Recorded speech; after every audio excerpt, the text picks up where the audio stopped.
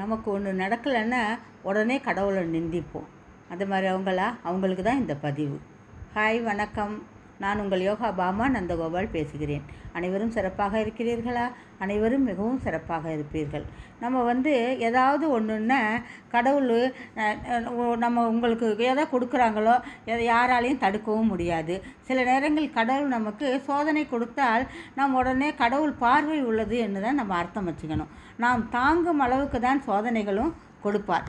எந்த ஒரு சந்தர்ப்பத்திலுமே கடவுள் சந்தர்ப்பத்தையுமே கடவுள் நம்மை காப்பாற்ற வேண்டும் என்பதுன்னு நினைக்கிறோம்.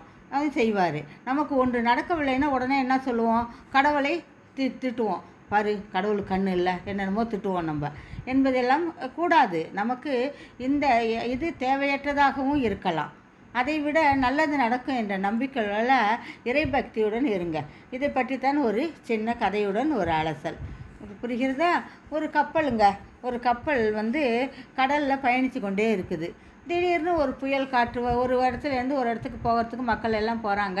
திடீர்னு பெரிய புயல் காற்று, மழை, பெருமழை, கப்பலே திசை திரும்பி என்ன பண்ணுது? எங்கேயோ அடிபட்டு எல்லாம் மக்கள்லாம் சிதறி போய் கப்பல்லாம் உடஞ்சி ஒரு இடத்துல கரை ஒதுங்குது. அப்போ ஒரு ஆள் மாத்திரம் அந்த கரையில் ஒதுங்குறாரு.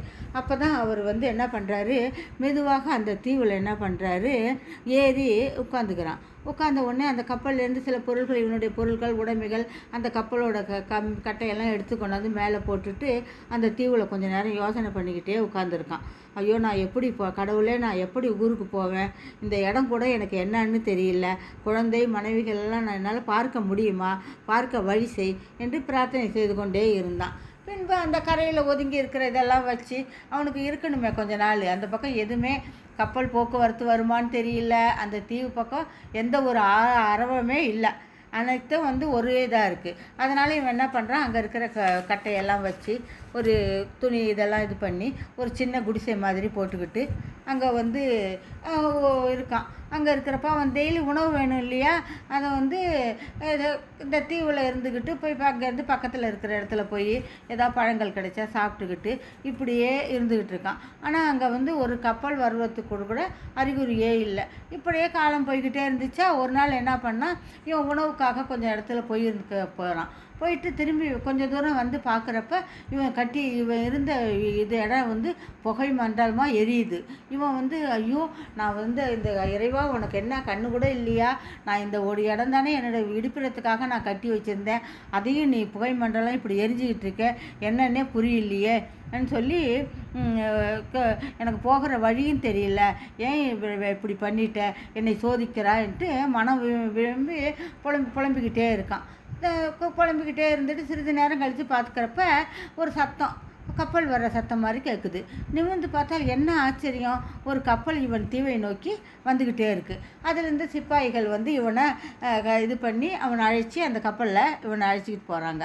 அப்பொழுது இவன் ஆச்சரியத்துடன் கேட்குறான், எப்படி உங்களுக்கு இடம் தெரிஞ்சது நான் இங்கே இருக்கேன்ட்டு என்ன கேட்குறான். அதுக்கு தான், இந்த பக்கம் வர்றதுக்கு வழியே இல்லையே, இந்த பக்கம் நாங்கள்லாம் வர்ற வழி கிடையாது, ஆனால் ஒரு பக்கம் புகை மண்டலம் எரிவது போல் நாங்கள் கண்டோம்.